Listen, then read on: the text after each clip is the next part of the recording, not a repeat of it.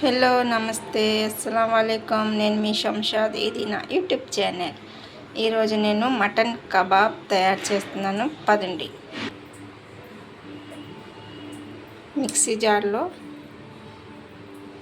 ఈ మటన్ మొత్తం వేసేద్దాం. మెత్తగా పేస్ట్ లాగా చేసుకుందాం. ఇదిగోండి, మెత్తగా పేస్ట్ లాగా చేసుకున్నాం కదా మటన్. ఇప్పుడు ఈ మటన్ని ఒక గిన్నెలో తీసుకుందాం.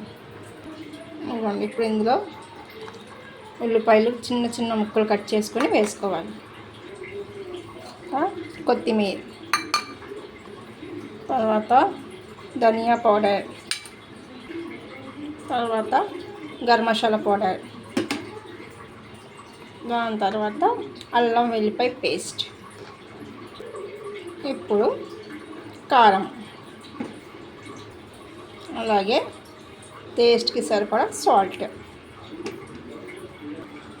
అలాగే ఒక కోడిగుడ్డు,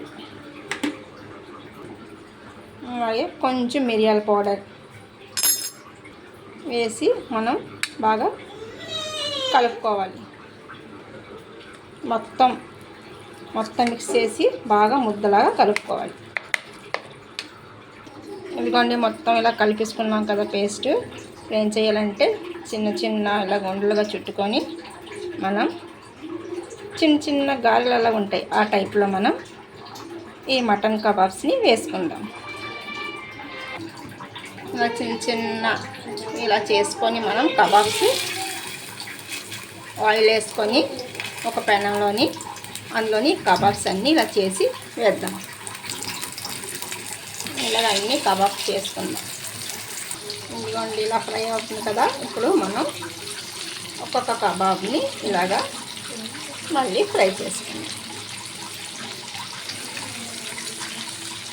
అన్ని కబాబ్స్ అలాగా తిప్పి అవతల వైపు కూడా బాగా ఫ్రై చేసుకుందాం.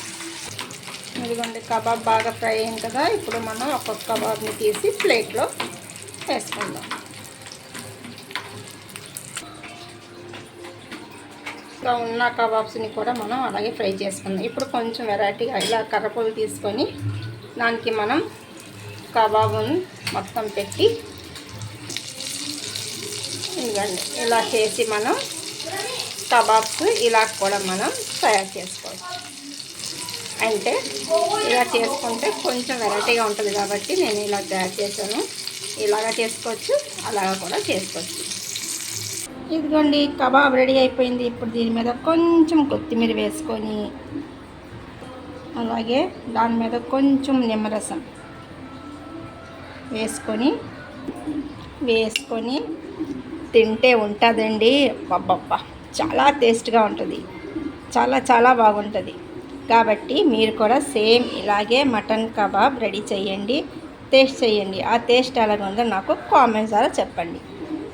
మీకు ఒకవేళ ఈ వీడియో నచ్చినట్లుగా అయితే లైక్ చేయండి, షేర్ చేయండి, సబ్స్క్రైబ్ చేసుకోండి. ప్లీజ్ లైక్ చేయడం అస్సలు మర్చిపోకండి. Thank you.